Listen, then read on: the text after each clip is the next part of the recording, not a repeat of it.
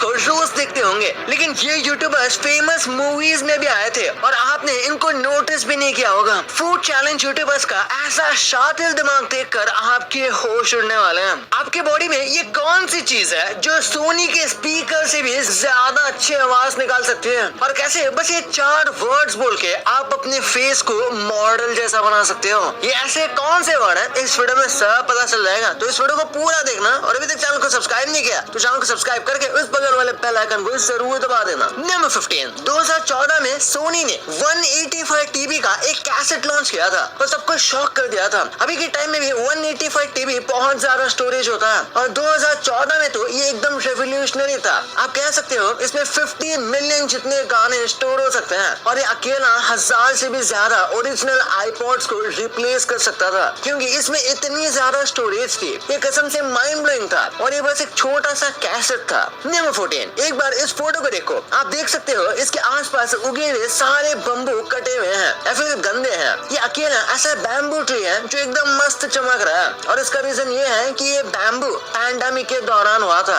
Pandemic के दौरान ये पूरा टूरिस्ट स्पॉट बंद था, जिस वजह से कोई भी इन बैम्बू ट्रीज को देखने और छूने नहीं आ सका। और इस टाइम पर उगने वाला ये ट्री इतना ज्यादा ब्राइट और हेल्दी दिख रहा है। नंबर 13, मच्चू पिच्चू पेरू की सबसे पॉपुलर सिटी है और इसके बारे में काफी क्रेजी फन फैक्ट ये है कि ये पूरी तरीके से अर्थक्वेक प्रूफ है। इस सिटी को कई साल पहले बनाया गया था, उसके बाद भी यहाँ पर अर्थक्वेक आने पर कुछ नहीं होता, क्योंकि इसे जिस तरीके से बनाया गया था उसमें से बस स्टोन्स का इस्तेमाल किया गया है और आपस में जोड़ने के लिए किसी भी तरीके का इस्तेमाल नहीं किया गया, जिसकी वजह से भूकंप आने पर यहाँ की बिल्डिंग अर्थक्वेक के साथ डांस करती है और जैसे ही अर्थक्वेक चला जाता है तो अपने आप सेटल डाउन हो जाती है। थोड़ी बहुत कैजुअलिटीज हो सकती है अगर अर्थक्वेक बहुत ज्यादा स्ट्रॉन्ग हो तो। नंबर 12, कई लोग मानते हैं कि अगर आप एक ईयरफोन को अपने नॉस्ट्रिल में डालते हो और फिर अपना मुंह खोलते हो तो वो ऐसे स्पीकर की तरह काम करेगा, लेकिन ये बहुत ही बड़ा मिसकॉन्सेप्शन है जो कि बिल्कुल रियल नहीं है। ऐसा करने से आपका मुंह स्पीकर की तरह काम नहीं करने वाला, उल्टा आपके ईयरफोन्स गंदे हो जाएंगे और आपको ऐसा बिल्कुल करना नहीं चाहिए। आपको एलर्जी हो तो स्नीजिंग की प्रॉब्लम भी हो सकती है ये करने के बाद, इसलिए आपको ऐसा बिल्कुल नहीं करना चाहिए। नंबर 11, ये वीडियो देखकर बहुत लोगों को लगा था कि ये आर्टिफिशियल है, क्योंकि सैंड पानी की तरह कैसे ये बिहेव कर सकती है, पर ये बिल्कुल सच है। कई बार हेल स्टॉर्म के बाद ये नेचुरल फिनोमेना होता है जिसमें किसी वजह से तो सैंड बिल्कुल ऐसे पानी की तरह बिहेव करने लग जाती है और आगे तक खिसकने लगती है। ये भले ही दिखने में थोड़ा बहुत लिक्विड जैसा लगता है, पर ये एकदम ही ड्राई होता है। आपको जो ये जमीन पर येलो बॉल्स दिख रहे हैं ये ऐसे ही फिनोमेना को स्टडी करने के लिए यूज होता है। नंबर 10, अगर आप एक खड़े इंसान की हाइट नापोगे और उसी सेम इंसान को लेटाकर उसकी हाइट नापोगे तो जब वो स्लीपिंग पोजीशन में रहेगा तो उसकी हाइट थोड़ी ज्यादा लंबी आती है और इसका रीजन है स्पाइन कंप्रेशन और ग्रेविटी। जब इंसान खड़ा होता है तो उसकी बॉडी पर ज्यादा ग्रेविटी एक्ट करती है और स्पाइन भी थोड़ा कंप्रेस होता है, जिस वजह से उनकी हाइट थोड़ी छोटी हो जाती है। लेकिन जब उन्हें स्लीपिंग पोजीशन पर मेजर किया जाता है तो ग्रेविटी उन पर अलग तरीके से एक्ट करती है और उनकी स्पाइन भी थोड़ी सी कम कंप्रेस होती है, जिस वजह से वो लंबे लगते हैं। नंबर 9, सोचो आप बहुत सारा क्राउड में बैठे हुए हो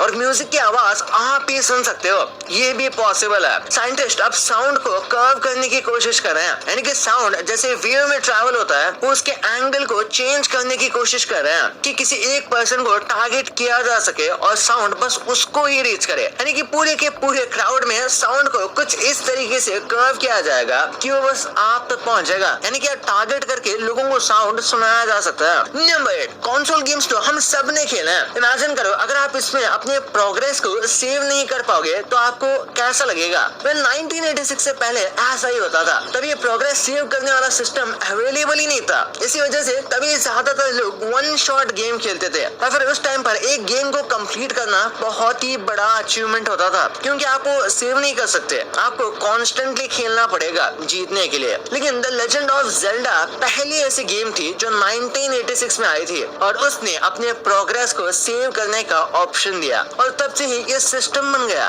नंबर 7, आपको 10 बार लाउडली मा मी मी मो मू बोलना है। हमारी बॉडी की तरह फेस भी अलग अलग मसल से बनता है और इसके बाद आपके माउथ के मसल्स की अच्छी खासी एक्सरसाइज हो जाएगी और अगर ये रेगुलर करते हो आप तो आपका फेस काफी टाइम तक रिंकल फ्री रहेगा और फाइन लाइंस भी नहीं दिखेगी। ऐसी एक्सरसाइज आपके फेस को ज्यादा यंग भी दिखाती है। नंबर 6, फुटबॉल फैंस को चैंपियंस लीग की ट्रॉफी तो पता ही होगी, पर क्या आपको ये पता था कि कोई भी टीम जीतने पर इसे अपने घर नहीं लेकर जा सकती। 1968 के बाद ये रूल निकाला गया था कि कोई भी टीम इसे अपने पास नहीं रख सकती, इसलिए जो टीम जीतती है उसके नाम को इस ट्रॉफी पर इंग्रेव किया जाता है और उन्हें एक फुल साइज रेप्लिका दी जाती है, जो कि 11 महीने बाद उन्हें वापस रिटर्न करनी रहती है। लेकिन अगर आप ये सेम ट्रॉफी लगातार 3 बार जीतते हो या फिर 5 बार जीतते हो तो फिर आपको एक परमानेंट रेप्लिका दिया जाता है, जिसे आप हमेशा अपने पास रख सकते हो। और कुछ ही टीम्स है जिनके पास ये एक्चुअली में है। नंबर 5, पूरे दिन में 24 घंटे होता है और हफ्ते में 7 दिन। ये तो हम सब जानते हैं, पर 400 मिलियन साल पहले ऐसा नहीं था। उस टाइम पर अर्थ की पेस काफी अलग थी, जिस वजह से उस वक्त टाइम भी काफी कम था और दिन में बस 22 घंटे हुआ करते थे और इस वजह से पूरे साल में 400 दिन होते थे। और सिमिलरली अगर देखा जाए तो एक हफ्ते में कुछ 8 दिन होंगे।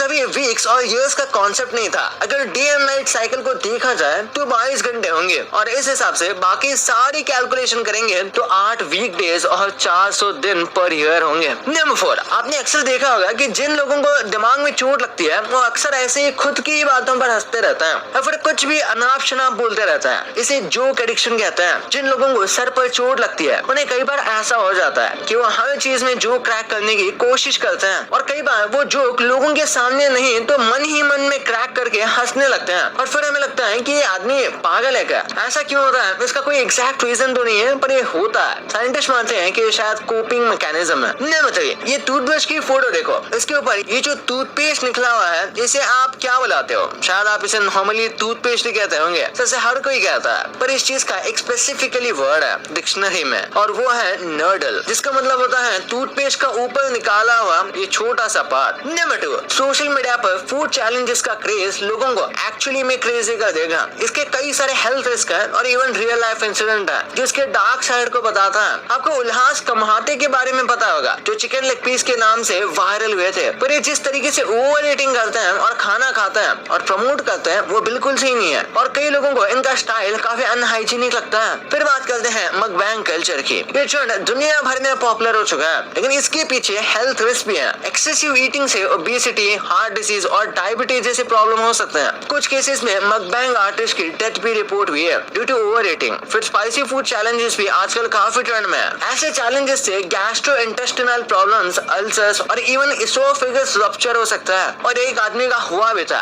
ऐसे ट्रेंड की वजह से, जिसके बाद उसे तुरंत हॉस्पिटल में एडमिट किया गया। इवन 2017 में एक कॉलेज स्टूडेंट के पैनकेक ईटिंग चैलेंज के दौरान डेथ हो गई थी ड्यू टू चोकिंग। ऐसे चैलेंजेस काफी डेंजरस हो सकते हैं और बहुत ज्यादा अनहेल्दी तो ये है ही। नंबर 1, यार आज के यूट्यूबर्स सिर्फ सीन्स में नहीं बल्कि बड़े पर्दे पे भी अपना जलवा दिखाने लगे हैं और हम आपको ऐसे यूट्यूबर्स के बारे में बताएंगे जिन्होंने मूवीज या शॉर्ट फिल्म्स में काम किया है। जैसे कि आर्य मिनाती ने 2022 में अजय देवगन की मूवी रणवीर 34 में एक कैमियो किया था। उनका रोल उनकी रियल लाइफ आइडेंटिटी जैसा ही था, एक कॉन्फिडेंट एजी कंटेंट क्रिएटर। इसके अलावा उनका ओरिजिनल ट्रैक वरदान भी मूवी के प्रमोशन में यूज हुआ था। फिर आते हैं प्राजक्ता कोहली यानी मोस्टली सेन। इन्होंने नेटफ्लिक्स में सीरीज मिसमैच में काम किया है, वो भी लीड, और बाद में बॉलीवुड में एंट्री की जुग जुग जियो मूवी के साथ। इस फिल्म में वैसे तो उनका स्मॉल रोल था पर अच्छा रोल था। फिर सौरभ जोशी, उन्होंने किसी भी मूवी में तो नहीं पर बहुत सारे म्यूजिक वीडियोस में काम किया है, यहाँ तक कि खुद भी बनाया है। लास्टली भुवन बाम, जिन्होंने खुद शो बना दिया ताजा खबर, वो भी बड़े OTT प्लेटफॉर्म पे, वो है हॉटस्टार। भाई ये तो आपको पता चल गया, पर ये फूड्स पहले के टाइम में कैसे दिखते थे ये कभी आपने इमेजिन में नहीं किया होगा। और आपने इन फेमस यूट्यूबर्स के नॉर्मल चैनल्स तो देखे होंगे, लेकिन आपको इनके सीक्रेट चैनल्स के बारे में भनक तक नहीं है। और सुबह उठते टाइम ये कौन सी इतनी खराब आदत है जो आपके लिए बहुत अच्छी है, ये कौन सी आदत है, इस वीडियो में सब पता लग जाएगा। तो इस वीडियो को अभी जाके देखो, बहुत मस्त है। और अभी तक चैनल को सब्सक्राइब नहीं किया तो सब्सक्राइब करके